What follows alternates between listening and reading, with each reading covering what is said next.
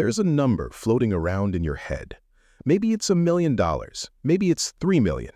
Maybe you haven't admitted it to yourself yet, but it's there. The amount of money that would let you walk away from your job and never come back. Here's the thing nobody tells you. That number is almost certainly wrong. Not because you're bad at math, but because the question itself is designed to mislead you. We've been sold a fairy tale. Accumulate enough capital, invest it wisely, live off the returns, die happy. The financial independence movement has turned this into gospel. The 4% rule, the safe withdrawal rate, the promise that if you just save enough, compound interest becomes your permanent employer. And look, the math isn't fake, it's just incomplete. Because the same system that lets you escape work through capital is the same system that makes capital increasingly expensive to maintain. Every year you're not working, the rules change underneath you. Inflation isn't just stealing your purchasing power, it's rewriting the entire contract. Let's actually solve this. No hype, no Reddit fever dreams, just the uncomfortable arithmetic of trying to fund a life without labor in an economy that assumes you'll keep working until you can't. The classic formula is seductive in its simplicity. Take your annual expenses, multiply by 25. That's your number. Need $40,000 a year to live? Save $1 million. Need $80,000? Save $2 million.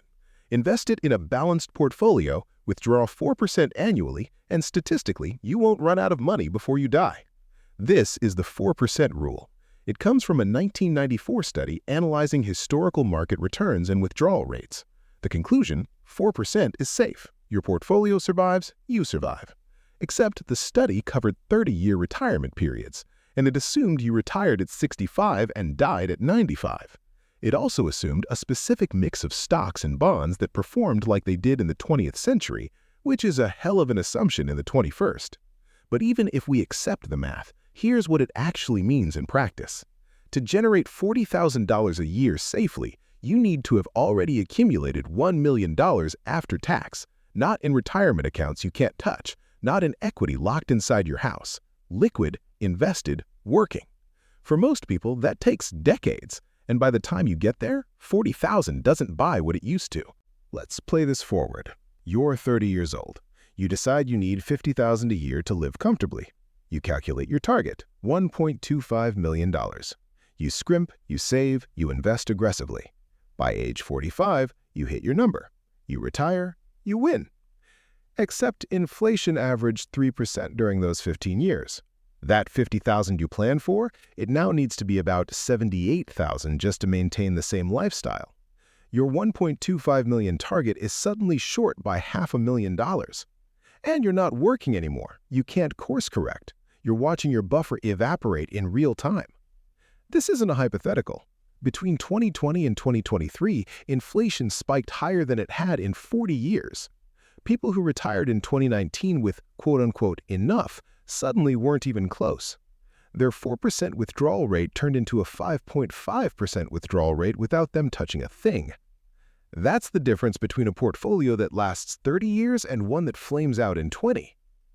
The financial independence community calls this sequence of returns risk, a fancy term for getting unlucky with timing. Retire right before a recession and your safe withdrawal rate becomes a death sentence for your portfolio.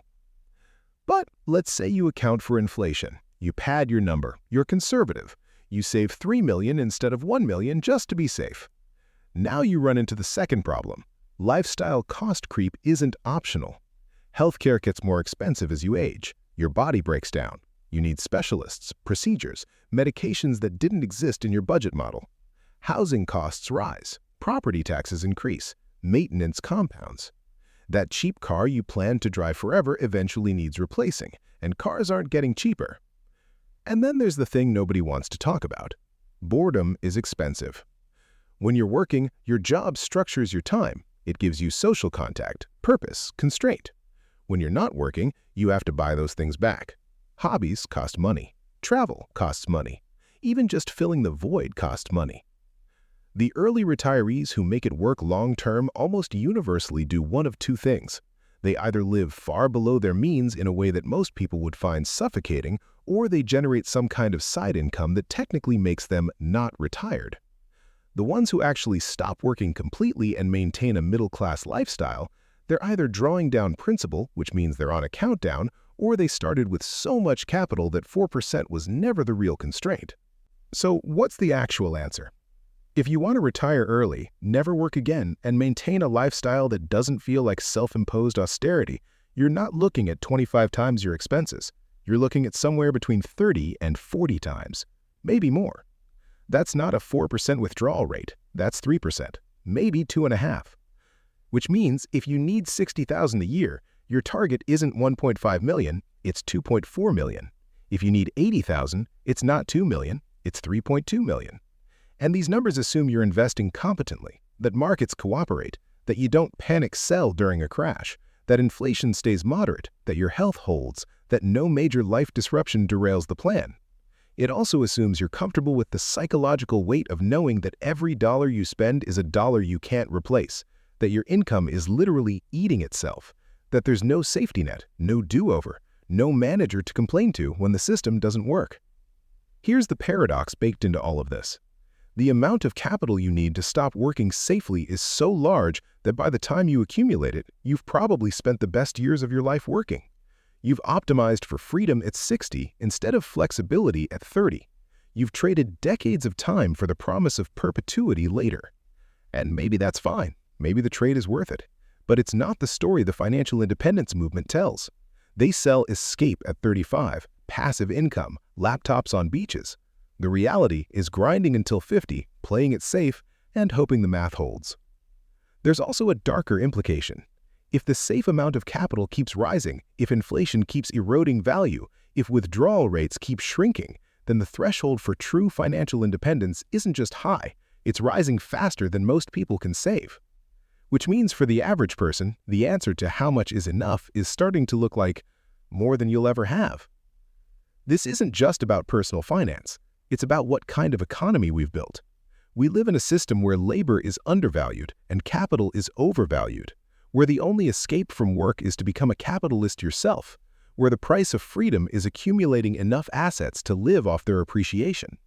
But asset appreciation depends on an economy where other people keep working. Your dividend checks come from companies extracting labor. Your index fund gains come from productivity growth, which is a polite way of saying someone else is producing more for the same wage. The math of financial independence assumes you can exit the system while still benefiting from it. And you can, if you have enough. But enough is a moving target in an economy designed to require participation. So, how much capital is enough to stop working? The honest answer is, it depends on what you're willing to give up, how much risk you can stomach, and whether the next 30 years look anything like the last 30. For some people, it's $1 million and a willingness to live small.